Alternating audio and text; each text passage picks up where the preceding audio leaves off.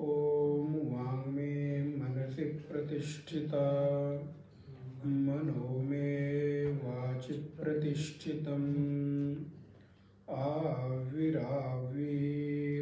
एधिः वेदस्य माडिस्थः श्रुतं मे मा प्रहासीः अनेनाधीतेन अहोरात्रान् सन्दधामि ऋतं वदिष्यामि सत्यं वदिष्यामि तन्मामवतु तद्वक्तारमवतु अवतु माम् अवतु वक्तारम् अवतु वक्तारम्। ओम शांति शांति शांतिः। नारायणं नमस्कृत्य नरं चैव नरोत्तमं देवीं सरस्वतीं व्यासं ततो जयमुदीरयेत्। सदाशिवसमारम्भां शङ्कराचार्यमध्यमाम् अस्मदाचार्यपर्यन्तां वन्दे गुरुपरम्पराम्। वागर्था इव सम्पृक्तौ वागर्थप्रतिपत्तये जगतः पितरौ वन्दे पार्वती परमेश्वरौ। या देवी सर्वभूतेषु स्मृतिरूपेण संस्थिता नमस्तस्यै नमस्तस्यै नमस्तस्यै नमो नमः। मंत्र नंबर 3 से पाठ करेंगे। मुंडक 2 खंड 3 और मंत्र नंबर 4।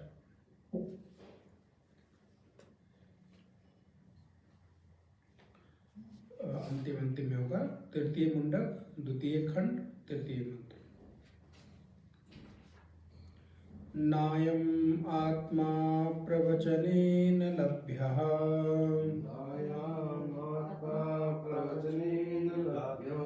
न मेधया न बहुना श्रुतेन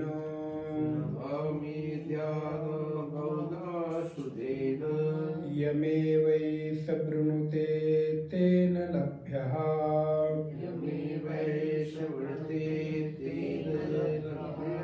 तस्यैष आत्मा विवृणुते तनुं स्वाम्।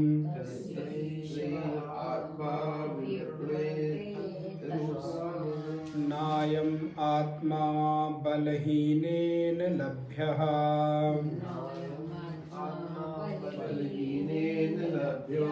न च प्रमादात् तपसो वाप्यैर्लिङ्गात्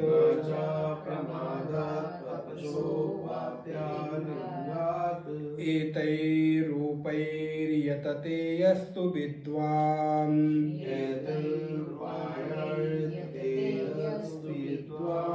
तस्यैष आत्मा विशते ब्रह्मधाम।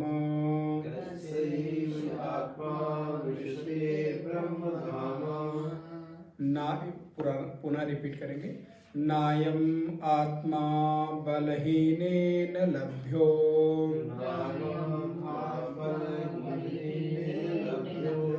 न च प्रमादात् तपसो वाप्यैर्लिङ्गात्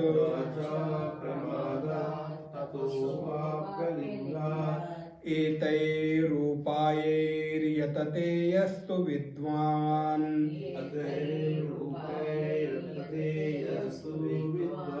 तस्यैष आत्मा विशते ब्रह्मधाम।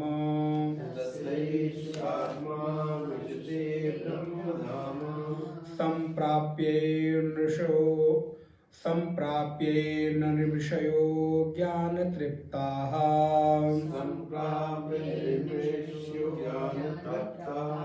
कृतात्मानो वीतरागाः प्रशान्ताः।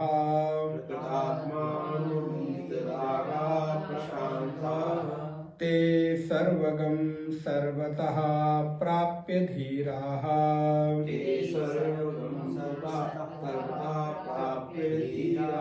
युक्तात्मानः सर्वमेवाविशन्ति।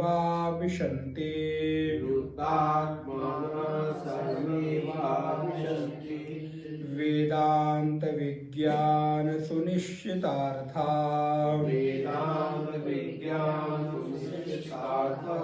संन्यास योगाद्यतयः शुद्ध सत्वाः।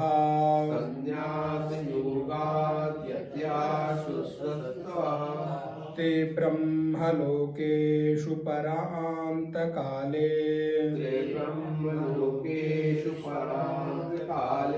परामृताः परिमुच्यन्ति सर्वे।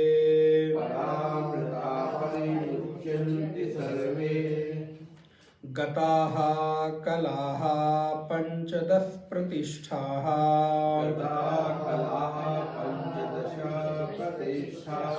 देवाश्च सर्वे प्रतिदेवतासु।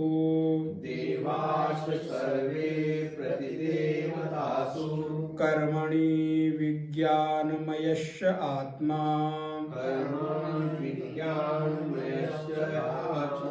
कर्माणि विज्ञानमयश्च आत्मा।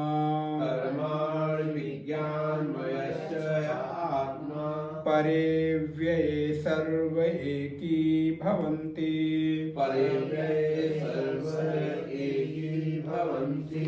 परे अव्यये सर्व एकी भवन्ति।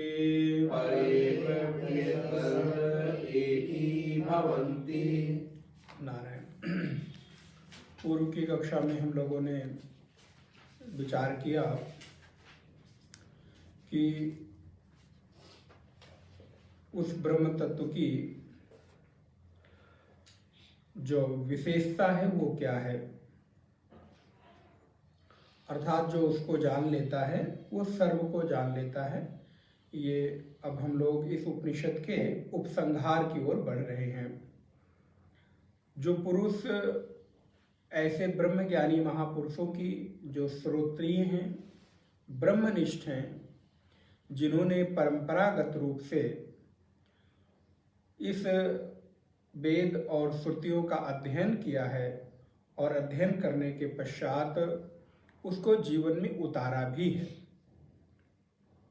उनके जीवन में उन वेदों के श्रुतियों के बताए हुए जो मार्ग हैं उनमें प्रतिष्ठा भी है। हाँ, ऐसा संभव है कि मनुष्य जीवन है, मानव जीवन है, इसके नाते सर्व रूप से प्रतिष्ठा तो संभव कई बार नहीं दिखाई देती। अच्छा, होती भी है तो हमारी दृष्टि चूंकि उस व्यापक स्तर पर नहीं होती तो वो हम अनुभव नहीं कर पाते, देख नहीं पाते।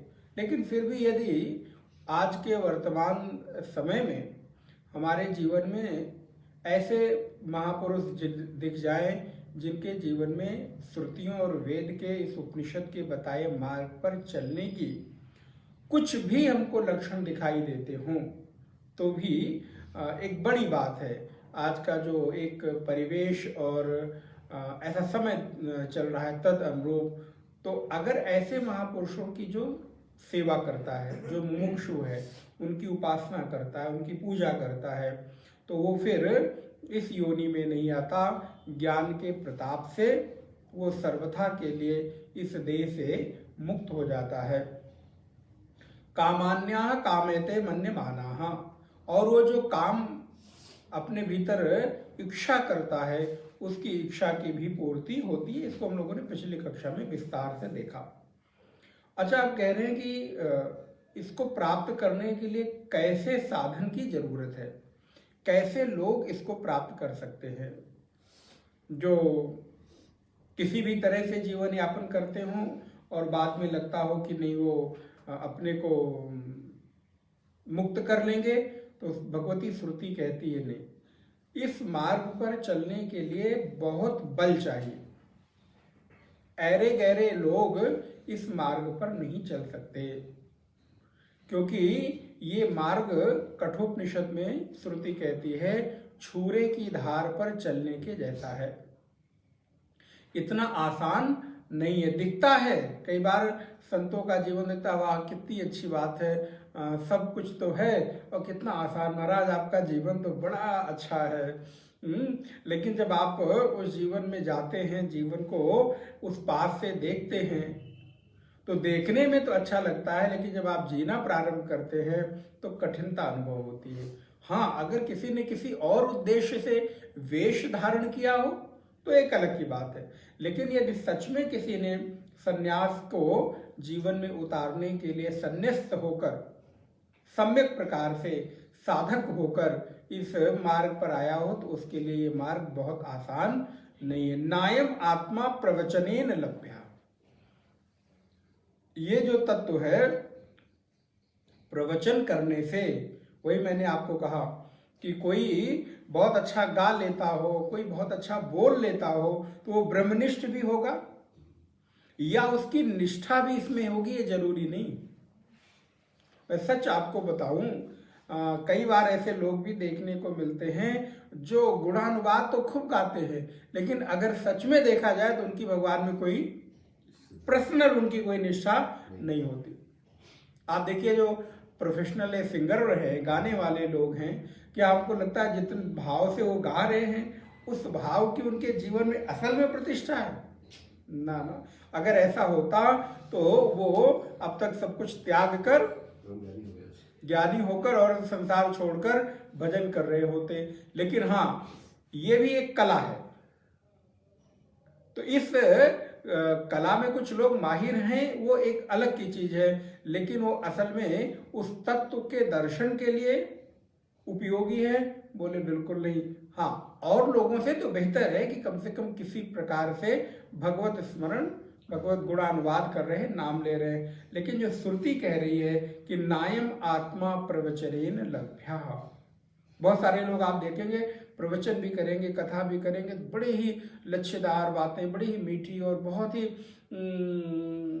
गायन शैली, और ये बहुत ही अच्छी होती है, लेकिन उनके जीवन में उसकी कोई, अब जैसे उदाहरण के लिए थोड़ा कटु उदाहरण है, लेकिन फिर भी कई बार हम बहुत सारे ब्राह्मणों को भी देखते हैं जो पूजन पाठ इत्यादि कराते हैं, सत्यनारायण की कथा करते हैं, तो करते तो हैं, भक्त तो हैं, लेकिन जिस स्तर की वो भक्ति में तल्लीनता दूसरों को ले आकर कर देते हैं, तद अनुरूप स्वयं के जीवन में देखने को नहीं मिलती है।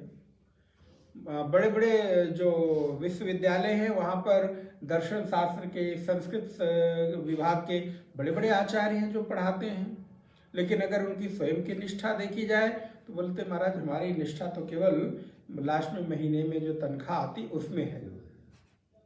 तो इस वजह से नायम आत्मा प्रवचनेन लभ्या न मेधया, बहुत मेधा है, बोले नहीं, न बहुना श्रुतेन, हमने बहुत सुन लिया है महाराज, मैं इतने साल से सुन रहा हूँ, मैं इतने साल से पढ़ रहा हूँ, इतने साल से सत्संग कर रहा हूँ, तो भगवती श्रुति कहती न श्रुतेन बहुना बहुधा श्रुतेन, बहुना श्रुतेन, बहुत सुनने से भी नहीं होता। बोले फिर महाराज आपने सब तो मना कर दिया। यहाँ तो सब संत लोग कहते हैं कि जितना हो सके उतना सत्संग करो, श्रवण करो। तो श्रुति कह रही है हम श्रवण के लिए मना नहीं कर रहे हैं, लेकिन केवल और केवल श्रवण ही हो, वो श्रवण बेकार है जो मनन और निधिध्यासन के बिना है। मनन और निधिध्यासन से अधूरा रहता है श्रवण। श्रवण पूरा ही तभी होता है जब श्रवण के पश्चात मनन और मनन के पश्चात निधिध्यासन हो। तो भगवती श्रुति कहती है यमे वैश्य वृणुते तेन लभ्यः। हाँ, बस एक चीज, एक उपाय है जो इसका वर्ण कर लेते हैं, अर्थात जो इसको चाह लेते हैं कि नहीं मैं तो सिर्फ आपका हूं और आप मेरे हैं, इस भाव की, इस वृत्ति की आंतरिक रूप से पकड़ मजबूत हो जाए। ऊपर से देखने में हो सकता है कि कुछ न पता चले, लेकिन अंदर से हमारी वृत्ति इतनी मजबूत हो जाए कि भगवान के अतिरिक्त अन्य किसी में कोई निष्ठा हो ही न। तो यमे वेश वृणुते तेन लभ्य तस्यैष आत्मा विवृणुते तनूम स्वाम। जो लोग उसका वर्ण कर लेते हैं उसके लिए फिर वो आत्मा पर्दे में नहीं रहता, बल्कि अपना पर्दा स्वयं खोल देता है और उसके द्वार में वो प्रवेश कर जाते हैं, जिसको ईशावास्य उपनिषद में मंत्र आता है, हिरण्मयेन पात्रेण सत्यस्यापि हितं मुखं तत्त्वं पोषन् अपः वृणुः सत्य धर्माय दृष्टये। एक साधक है, उपासक है, मृत्यु का अंतिम समय है, अब उसको लगता है कि अब ये जीवन की लीला समाप्त होने वाली है, तो वो सूर्य देव भगवान से प्रार्थना करता है। सूर्य देव हिरण्यगर्भ, क्योंकि हिरण्यगर्भ का तात्पर्य जो प्रकाशवान हो, प्रकाशित होता हो। तो हिरण्मयेन पात्रेण, प्रभु आपका जो पात्र है हिरण्मय है, चमकता हुआ है, और सत्यस्यापि हितं मुखम, लेकिन उसके ऊपर थोड़ा ढक्कन आ गया है, अर्थात वो ढक गया है द्वार प्रवेश करने के लिए। इसलिए आपसे प्रार्थना है, सत्य धर्माय दृष्टये, मुझ सत्य धर्मा के लिए आप अपना द्वार खोल दो। अब मैं आप में प्रवेश होना चाहता हूं और प्रवेश होकर आपके साथ एक हो जाना चाहता हूं। आप विचार करके देखिए कि एक साधक सूर्य देव के सामने ये प्रार्थना करते हुए स्वयं को सत्य धर्मा कह रहा है, ये कितनी बड़ी बात होगी। वो अपने आप को इस पूरे जीवन भर इस तरह से जीवन यापन किया होगा, सत्य के मार्ग का अनुसरण किया होगा, तभी वो अपने आप को सत्य धर्मा। हमें दूसरे से सर्टिफिकेट लेने की जरूरत नहीं कि हम बहुत अच्छे भक्त हैं, बहुत अच्छे साधक हैं। क्या मैं खुद की दृष्टि में, अपनी दृष्टि में साधक हूं कि नहीं हूं, ये विचार करने, ये किसी और से पूछने की जरूरत ही नहीं। और यदि आप अपने जीवन की उस साधना से संतुष्ट हैं तो सच मानिए कि आप साधक हैं। दूसरा कहे कि आप साधक हैं, दूसरा कहे कि आप भक्त हैं, वो आधा अधूरा है, क्योंकि वो ऊपर से आपको देख रहा है, लेकिन आप कौन हैं, आपको आपसे बेहतर कोई नहीं जानता। हो सकता है कि मैं आपके सामने अभी आता हूं तो मैंने एक पर्दा ओढ़ लिया हो, एक मुखौटा ओढ़ लिया हो। आप मेरे सामने आते हो, आप एक मुखौटा ओढ़ के आ सकते हैं। जैसे प्रत्येक व्यक्ति दिन भर में, पता है हम लोग बहुत सारे मुखौटे साथ में लेकर, बोले महाराज हमारे पास तो कोई मुखौटा नहीं। आजकल चुनाव चल रहे हैं तो लोग अलग अलग अपने पसंदीदा नेताओं के मुखौटे पहन लेते हैं। आपने देखा होगा रेडियो में, तो चेहरा देख के लगता है ये तो बिल्कुल वही आगे, अगर कोई ध्यान न दे।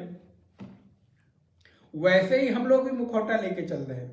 बोले महाराज मेरी जेब में तो कोई नहीं है, कुछ दो चार ले आए। बोले नहीं नहीं, ये जेब वाला मुखौटा नहीं है, ये आंतरिक मुखौटा आप है। जैसे ही आप मेरे सामने आते हैं, आप एक मुखौटा पहनकर ओढ़कर बैठ जाते हैं। जैसे ही आप किसी अपने मित्र के सामने बैठते हैं, आप देखिए जस्ट आप बदल जाते हैं कि नहीं, ये दूसरा मुखौटा ओढ़ा। और जैसे ही आप किसी अपने बॉस के सामने पहुंचे, तब आप देखिएगा, और बॉस से मिलकर मीटिंग करके आप अपनी केबिन में आए, अपनी ऑफिस में आए, फिर अपना मुखौटा देखिए।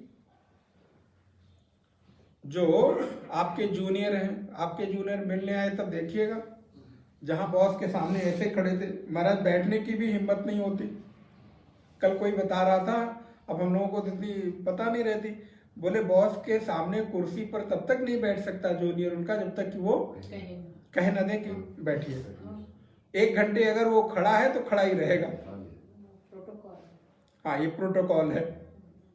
वहां सिर झुकाए, हाथ नीचे किए, सर सर, बस इसके अतिरिक्त और कोई भाषा नहीं होती। सर सर सर सर, मतलब वो एक लाइन बोलेंगे तब तक 4 लाइन ये सर सर बोल चुके होंगे।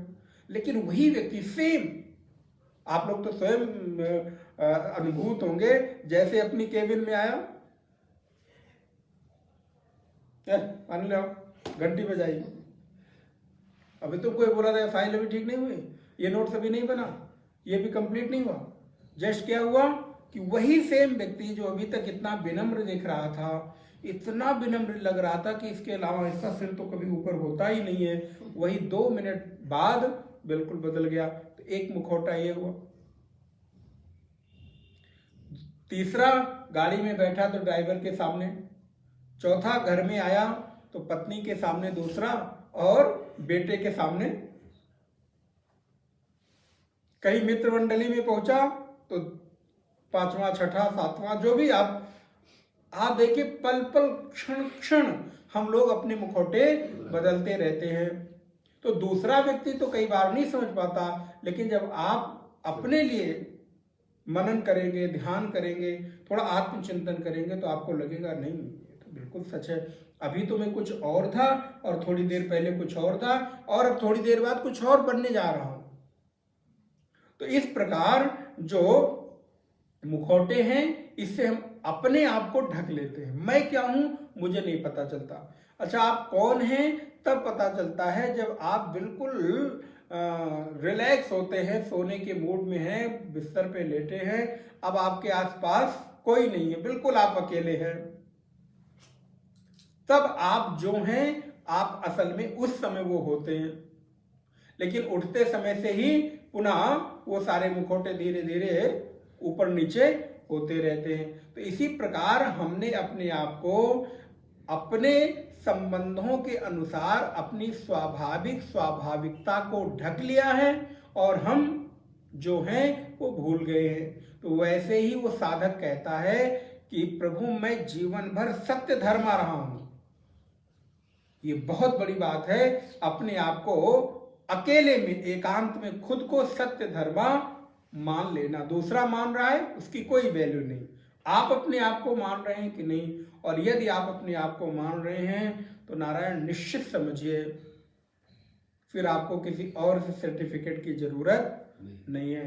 तो वो साधक सूर्य देव के सामने प्रार्थना करता है, हे प्रभु अपने द्वार को खोलिए और मुझ सत्य धर्मा के लिए इस द्वार में मैं प्रवेश होकर एक हो जाना चाहता हूँ। तो ऐसे ही इस आत्मा को जो चाह लेता है कि मुझे चाहिए, धीरे धीरे करके ये आत्म तत्व अपने द्वार खोलने लगता है और उसके साथ एकीभूत हो जाता है। आत्मा विप्लुते तनुम स्वाम। मैंने पिछली कक्षा में आपको संभवतः बताया था, भगवान शंकराचार्य ने कहा है विप्लुते का तात्पर्य प्रकाशयति, वो प्रकाशित कर देता है खुद को और फिर कोई भेद, कोई पर्दा नहीं रह जाता। अब दूसरी जो श्रुति है, मंत्र है, वह नायम आत्मा बलहीनेन लभ्यः न च प्रमादात् तपसो वाप्यलिंगात् एतैरुपायैर् यतते यस्तु विद्वान् तस्यैष आत्मा विशते ब्रह्मधाम। कहते हैं नायम आत्मा बलहीनेन लभ्यः, ये जो आत्म चैतन्य है, आत्म चेतना है, ये शक्तिहीन, बलहीन लोगों के लिए नहीं है, ये कायरों के लिए नहीं है, ये भगौड़ों के लिए नहीं है। अगर बहुत सामान्य सी भाषा बोली जाए कि जो भगौड़े हो गए, कायर हो गए, जिन्होंने अपने आप को शक्तिहीन, बलहीन बना लिया है, ये मार्ग उनके लिए नहीं है।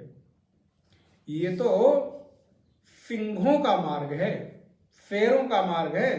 अध्यात्म पथ पर चलना, चाहे वो कोई गृहस्थ में हो और चाहे कोई सन्यास में हो, सन्यास में भी अध्यात्म पथ पर चलना। आवश्यक नहीं कि सारे वेश पहने हुए लोग उस पथ के पथिक हों। हो सकता है कि उनका कोई और भी उद्देश्य, और आप लोग देखते ही रहते हैं, इसलिए नायम आत्मा बलहीन लभ्या, कहना और करना बहुत फर्क है। बोले आसान नहीं है, गृहस्थ में रहते हुए तो और भी कठिन है। महाराज कोई बालक सत्संग में जाने लगे,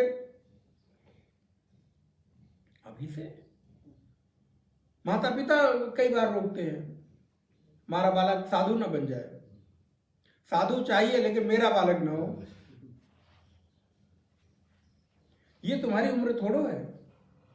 और आपस में जो मित्र मंडली है वो भी कई बार हास परिहास करते हैं लोग, ये उम्र थोड़ो है। तो कब है? बोले 70 साल के हो जाए तब है। बोले 70 साल के जो हो गए हैं उनको देखो वो क्या कर रहे हैं, क्या वो कर रहे हैं? अगर वो नहीं कर रहे हैं तो क्या हम कर सकते हैं? बिल्कुल नहीं। ये तभी संभव है जब आपने बचपन से वो संस्कार डाले हों। तो नायम आत्मा बलहीनेन लभ्यो न च प्रमादात तपसो वाप्य लिंगात। और जो प्रमादी लोग हैं और जो लोग का मन पुत्र आदि में, घर परिवार में आसक्त है, बोले वो लोग भी नहीं प्राप्त कर सकते। आसक्ति रूप प्रमाद से ये प्राप्त नहीं हो सकता। फिर बोले अनासक्ति, और अनासक्ति किसमें? बोले 10 प्रकार की जो हमारी आसक्ति का केंद्र बिंदु है। आप लोगों ने कई बार सुना होगा, मानस में ये बड़ी सुंदर बात आती है कि हम लोग 10 जगह बंधे हुए हैं। कुल हमारे बंधने के 10 स्थान हैं। जननी जनक बंधु सुत दारा, तन धन भवन सुहृद परिवारा, तिनकर ममता ताग बटोरी, मम पद मनहि बांधि बर डोरी। अपने इन 10 आसक्तियों को, जहां पर आपकी 10 जगह आसक्ति हो गई, जननी मां, जनक पिता, बंधु सुत पुत्र, दारा पति अथवा पत्नी, तन अपना देह, तन धन हमारा जो भी अपने एम्पायर हमने खड़ा किया, तन धन भवन घर, सुहृद अपने जानने वाले मित्रजन प्रेमी जन, सुहृद और परिवारा सगे संबंधी। ये 10 जगह हमारी आसक्ति बंधी हुई है। तो इन 10 जगहों से अगर हम अपने आप को छुड़ा पाए तो आपको बंधन में कोई डाल ही नहीं सकता।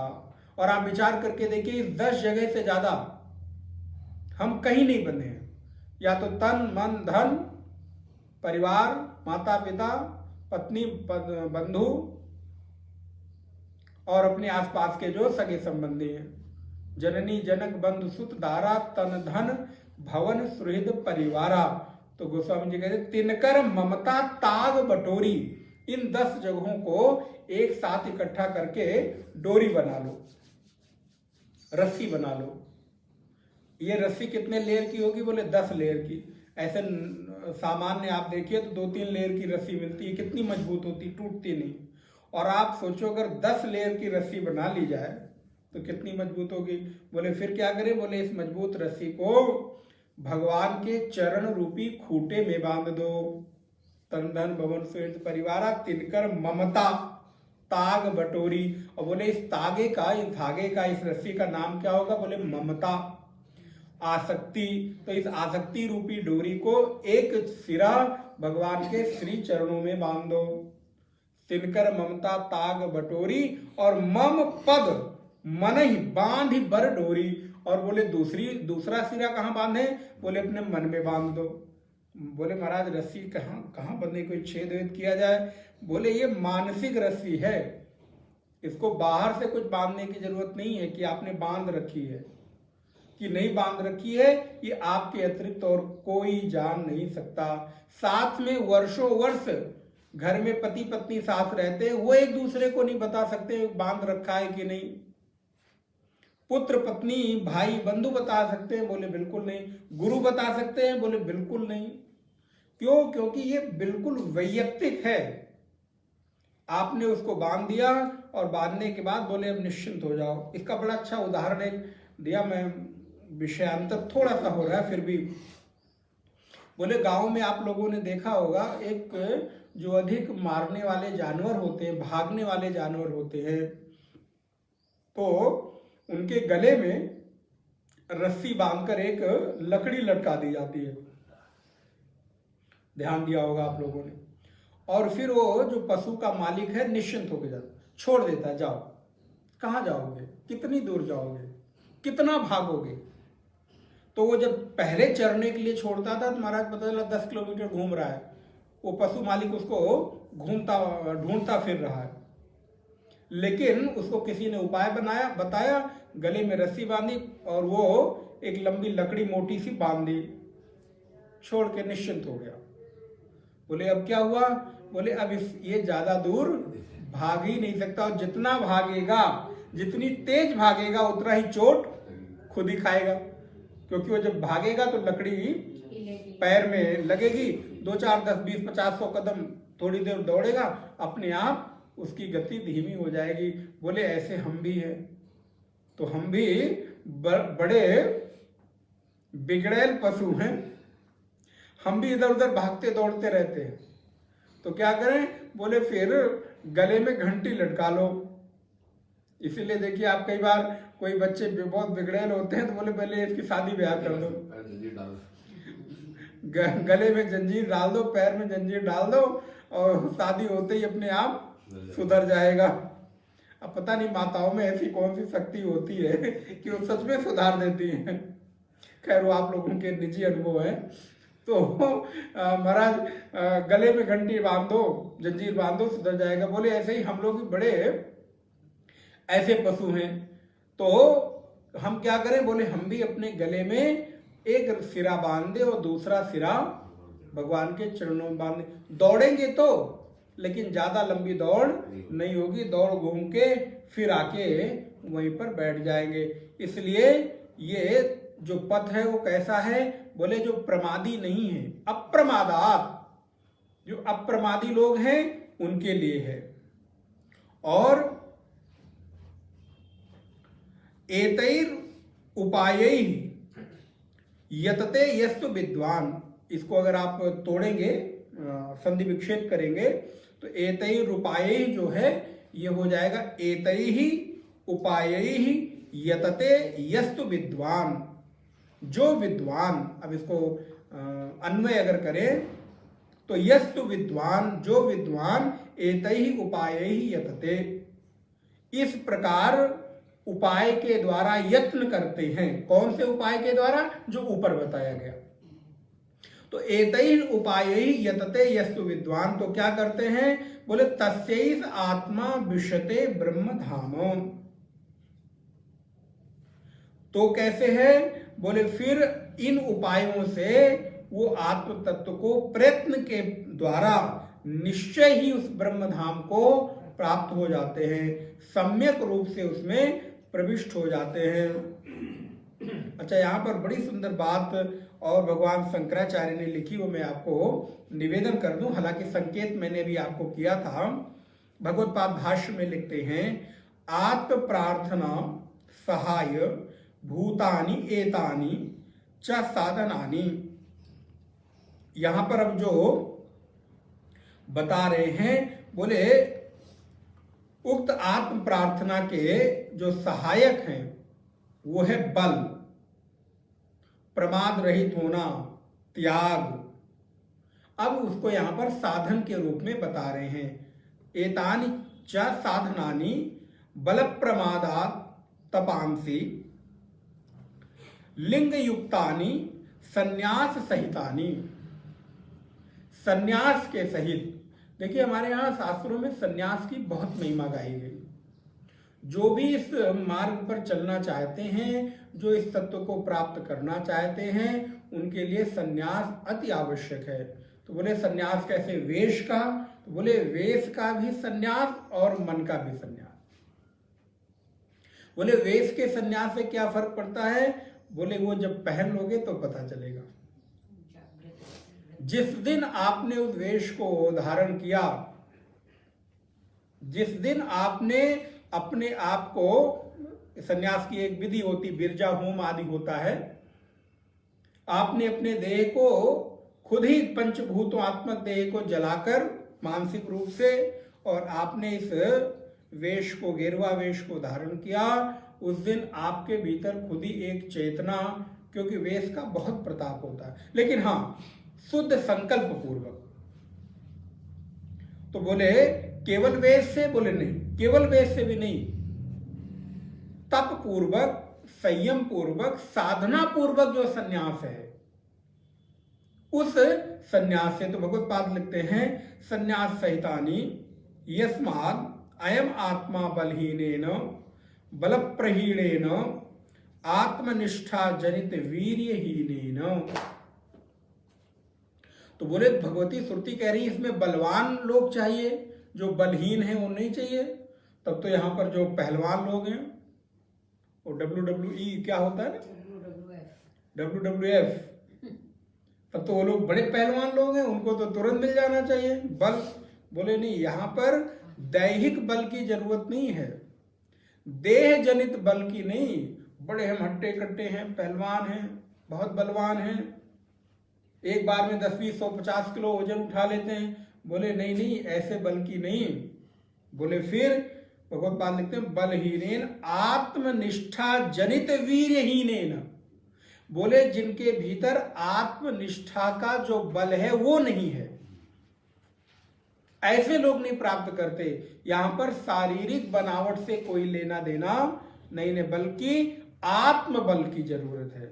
और वो आत्मबल में विशेषता क्या है? बोले आत्मबल में विशेषता है उस आत्मनिष्ठा को, उस आत्म तत्व को प्राप्त करने की प्रबल इच्छा रूपी बल। क्योंकि अगर शरीर के बल की बात होती तब तो अष्टावक्र कभी भी महाज्ञानी ना होते। अष्टावक्र को देखिए 8 जगह से महाराज जनक के सभा में पहुंचे तो उनकी सभा में बहुत सारे विद्वान बैठे हुए थे। उन विद्वानों ने देखा, क्योंकि महाराज ने विद्वानों की सभा बुलाई हुई थी, तो वो भी आए शास्त्रार्थ के लिए, परिचर्चा के लिए। तो अन्य जो विद्वान सुंदर थे, देखने में अच्छे थे, देखकर हंस पड़े, देखो देखो देखो, ये आया है यहाँ पे शास्त्रार्थ करने, ये आया है यहाँ पर उपदेश करने।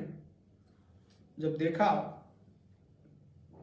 बड़ी जोर से महाराज अष्टावक्र ने कहा, महाराज जनक, मैंने तो तुम्हारा बड़ा नाम सुनकर इस सभा में मैं आया था, लेकिन मुझे लगता है आपने अपनी सभा में सभी चर्मकारों को बैठा रखा है। चर्मकार, अब आप समझ गए होंगे, वो शब्द बोलना हमारे लिए उचित नहीं है। बोले ये सारे के सारे चर्मकार बैठे हैं। बोले चर्मकार, बोले जो चमड़े के ऊपर जिनकी दृष्टि है, ऐसे लोग बैठे हुए हैं। कहने का तात्पर्य क्या है कि देह के सौंदर्य और देह के बल से उस आत्म तत्व का प्राप्त होने में कोई हेतु नहीं है, बल्कि आत्मनिष्ठा जनित वीरहीनेन न लभ्यः, न अपि लौकिक आत्मनिष्ठा चाहिए और लौकिक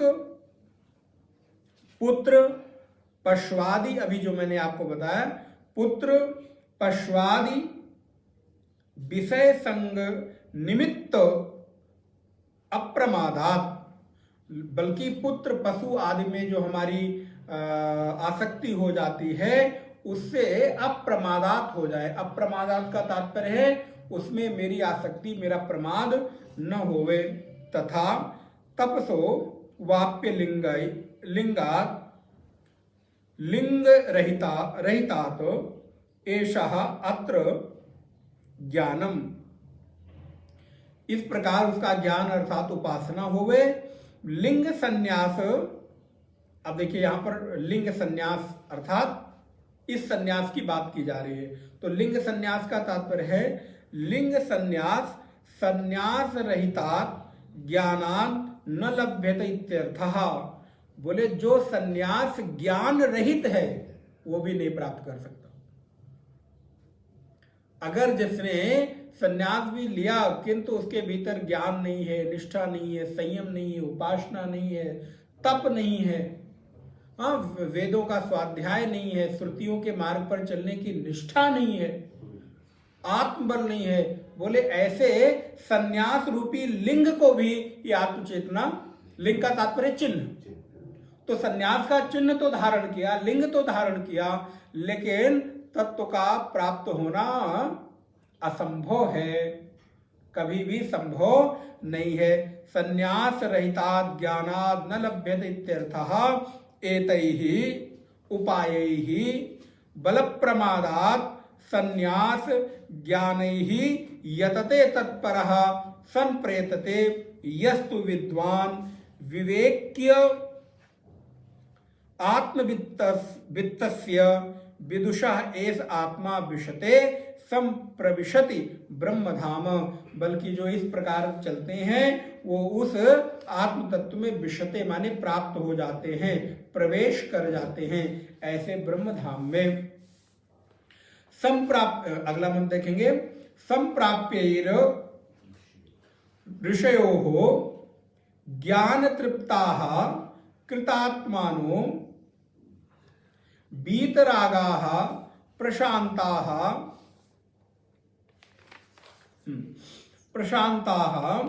ते सर्वगम सर्वतः प्राप्य धीराः युक्तात्मानः सर्वमेवाविशन्ति। बोले कि संप्राप्य ही, जो सम्यक प्रकार से प्राप्य होने वाला है, संप्राप्यैर ऋषयो ज्ञान तृप्ताः, ऐसे जो आत्मदर्शी ऋषिगण हैं, जो ज्ञान तृप्ताः अर्थात ज्ञानेन तृप्ताः, ऐसे ऋषि लोग, ऐसे साधक लोग जो ज्ञान से तृप्त हैं अर्थात ज्ञान निष्ठ हैं। कृतात्मानो अर्थात कृतकृत्य है।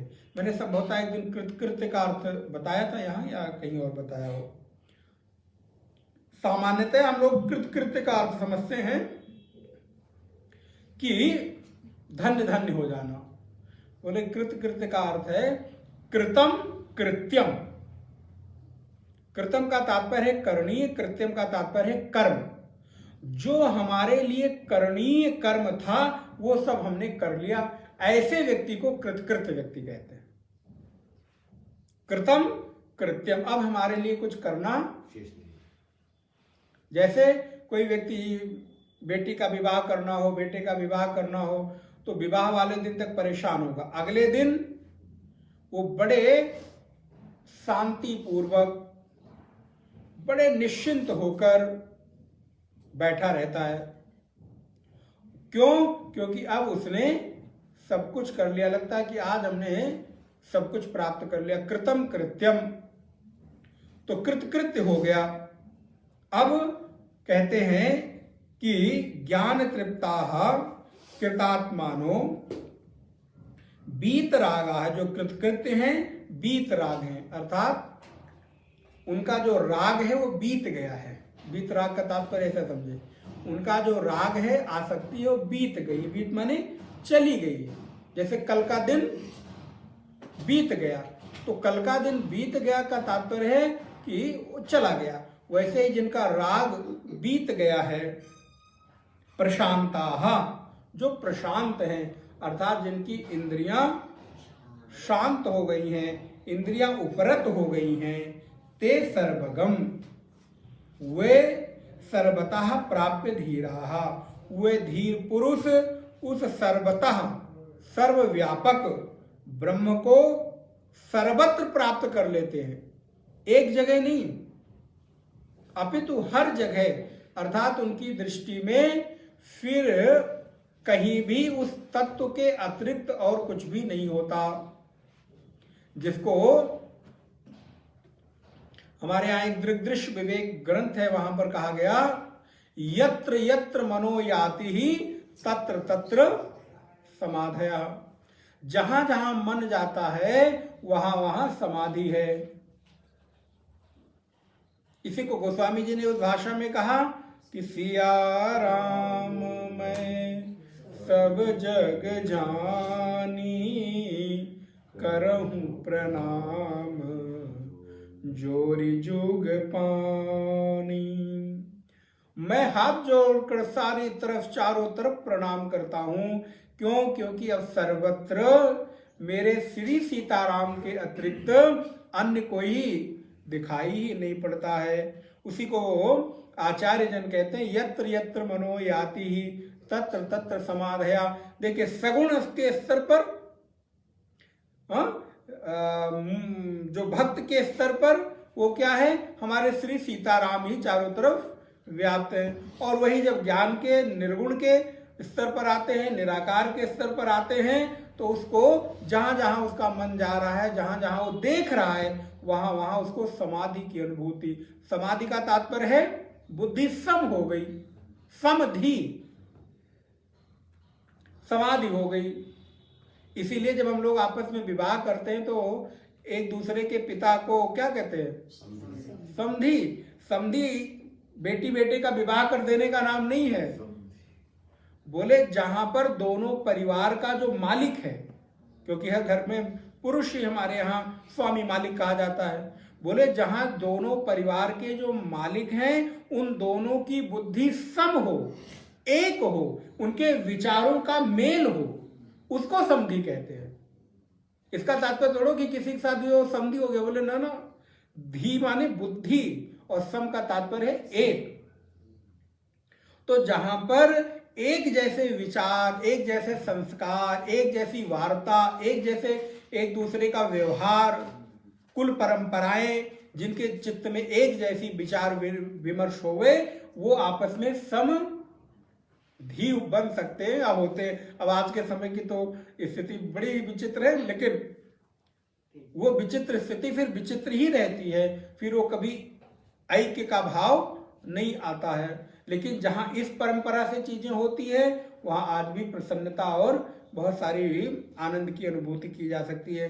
तो ऐसे व्यक्ति की जो बुद्धि है वो समाधि में स्थित हो जाती है, अर्थात उसका जो चित्त है वो जहां जहां जाता है वहां वहां वो एकता ही अनुभव करता है। श्री सीताराम ही तो हमारे चारों तरफ बैठे हुए हैं, मेरे आराध्य ही तो बैठे हुए हैं। अब मैं इनके अतिरिक्त किसको देखूं? वही मीरा कहती है जित देखूं तित श्याममयी है। जहां देखती हूं वहां मेरे श्याम ही तो हैं। तो ते सर्वगम सर्वता, वे लोग उस सर्वत्र व्याप्त चेतना को हर जगह कैसे देखते हैं? बोले उसको ऐक्य के रूप में देखते हैं, ब्रह्म को सर्वत्र प्राप्त कर लेते हैं। और युक्तात्माना सर्वमेवा विशन्ति, और इस शरीर के छूट जाने के बाद वो उस ब्रह्म में प्रवेश कर जाते हैं। तो बोले अब यहां पर एक प्रश्न आप लोगों के मन में आना चाहिए, या आए हो सकता है जब आप चिंतन मनन करें, कि यदि शरीर के रहते ज्ञान हो गया तो फिर तो हमें हर जगह एक ही जैसा व्यवहार होना चाहिए। बोले व्यवहार में कभी एकता नहीं होगी। पानी है तो आप सामान्य तरीके से पानी की तरह पिएंगे, और चाय है तो चाय की तरीके पिएंगे। अब बोले महाराज बुद्धि एक हो गई, हर जगह वही दिखाई देता है, तो पानी को भी पानी की तरह पियो और चाय को भी। तो बोले अगर चाय को भी पानी की तरह पी लिए तो अगले दिन पानी भी पीने लायक। अब सामने मिर्च आ जाए तो मिर्च को मिठाई की तरह खा ले और मिठाई को मिठाई की तरह। बोले नहीं, अगर मिर्च को मिठाई की तरह खाओगे तो अगले दिन से कुछ खाने लायक। व्यवहार में कभी भी अद्वैत सिद्ध नहीं होता, वेदांत का ये बिल्कुल निश्चय है। गुरु के साथ संबंध जैसा है वैसा ही रहेगा, पत्नी के साथ, पति के साथ, भाई के साथ जो संबंध है वैसा ही रहेगा। बस मानसिक रूप से अद्वैत की सिद्धि हो सकती है। ज्ञान की जो सिद्धि है वो व्यवहार में नहीं, आत्मभाव में। इसलिए यहां पर कहते हैं वो तब ब्रह्मधाम में ऐक्य की प्राप्ति करेगा जब वो अपने प्रारब्ध को पूरा करके इस शरीर को छोड़ देगा। इस शरीर के रहते ही किसी के व्यवहार से, ध्यान रहे, किसी के व्यवहार से वो ज्ञानी है कि नहीं है इसका अनुमान कदापि नहीं किया जा सकता। इसलिए भगवत्पाद कहते हैं यहाँ पर कि भाष्य में बीतरागाः, नहीं थोड़ा और ऊपर से देखें, कथम ब्रह्म संविशत इत्युच्यते, कैसे वो उस तत्व को प्राप्त करता है, ऐसा कहते हैं। संप्राप्य सम अवगम्यैः अनात्मनादृशयोः दर्शनवन्तः तेनैव ज्ञानेन तृप्ताः न बाह्येन तृप्ति साधनेन शरीरोपचय कारणेन। बोले जो ज्ञान तृप्त हैं बाह्य रूप से नहीं, बाह्येन तृप्त साधनेन, शरीर के उपचय अपचय से उसका कोई लेना देना नहीं है। कृतात्मानः परमात्म स्वरूपेणैव निष्पन्न आत्मनः सन्तः, बल्कि आत्म रूप से जो कृतकृत्य हैं, निष्पन्न हो गए हैं आत्म तत्व में, ऐसे लोग। बीतरागाः विगत रागादि दोषाः, जो हमारे राग द्वेष ईर्ष्या मद मत्सर अभिनिवेश इत्यादि हैं वो बीत गए हैं।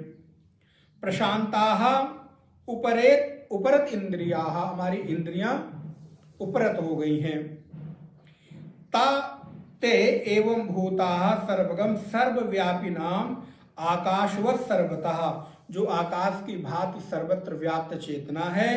सर्वत्र प्राप्य नो उपाधि परिच्छिन्नेन एक देशेन, वो उपाधि से परिच्छिन्न नहीं, एक देशीय नहीं है, वो सर्वदेशीय है, सर्वव्यापक है, सर्वकाल में है। किम तरहि तद ब्रह्मैहि एव अद्वय आत्मतत्वेन प्रतिपाद्य धीराः अत्यंत विवेकिनः युक्तात्मानो नित्य समाहित स्वभावाः।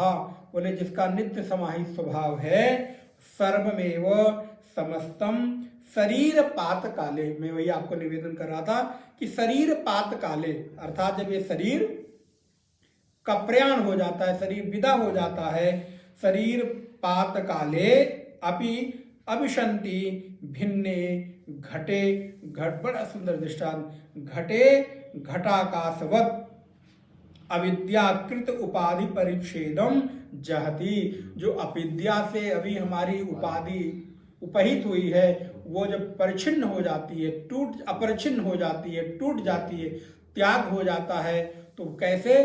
बोले टूटा घट ही समाना। फिर क्या हुआ? बोले जैसे घट टूटने के बाद घटाकाश न रहकर महाकाश हो जाता है, वैसे ही शरीर के छूटने के बाद ये शरीर उपाधि रहित होकर, व्यापक होकर, अनंत होकर, अनादि होकर उस चेतना के साथ एकाकार हो जाता है। कैसे? तो बोले जैसे एक छोटा सा घट जब तक है तब तक वो घटाकाश है, उस घट का व्यवहार उस छोटे से घट के समान हो रहा है, उसमें उतना ही पानी आएगा, उतना ही अनाज आएगा, उतनी ही सामग्री रख सकते हैं जितना उस घट का साइज है, आकार है। लेकिन जब घट टूट गया, बोले अब तो इसमें कोई आकार नहीं रहा है, तो महाकाश हो गया। बोले वैसे ही जब तक ये शरीर की उपाधि है, शरीर ये परिच्छिन्न है, तब तक तो ये सीमित है, लेकिन जिस दिन ये शरीर छूटा उस दिन ये जीव महाराज, आत्मदेव महाराज अनंत हो जाएंगे, व्यापक हो जाएंगे, अनादि हो जाएंगे, महाकाश की भांति व्यापक हो जाएंगे, सर्वगत हो जाएंगे। वाह क्या बात है! ये निष्ठा अगर चित्त में बैठ जाए तो बस इसके अतिरिक्त और क्या चाहिए। वेदांत का अंतिम निचोड़ तो यही है कि फिर इस शरीर के छूटने के बाद तो इस शरीर की कोई कीमत रही नहीं, फिर ये महाकाश में अर्थात अनंत में विलीन हो गया। टूटा घट भय घट ही समाना, महाकाश की तरह हो गया, तो घटाकाश की तरह हो गया। एवं ब्रह्म विदो ब्रह्मधाम प्रविशन्ति, और फिर वो ब्रह्मधाम में प्रविशन्ति, प्रवेश कर जाता है। समय हुआ है, हम लोग अगली कक्षा में इस उपनिषद को पूर्णाहुति करेंगे, अर्थात इस उपनिषद की हम लोग को विश्राम देंगे। इसमें कुल 11 अथवा 12 मंत्र हैं, 11 मंत्र हैं, और हम लोगों ने 5 मंत्र देख लिया है। अगले जो 6 से 11 तक मंत्र हैं उसको अगली कक्षा में देखा जाएगा। बहुत ही सुंदर उपनिषद है मुंडक उपनिषद। ओम पूर्णमदः पूर्णमिदं पूर्णात् पूर्णमुदच्यते पूर्णस्य पूर्णमादाय पूर्णमेवावशिष्यते। ओम शांति शांति शांति। हरि ओम। श्री गुरुभ्यो नमः। हरि ओम।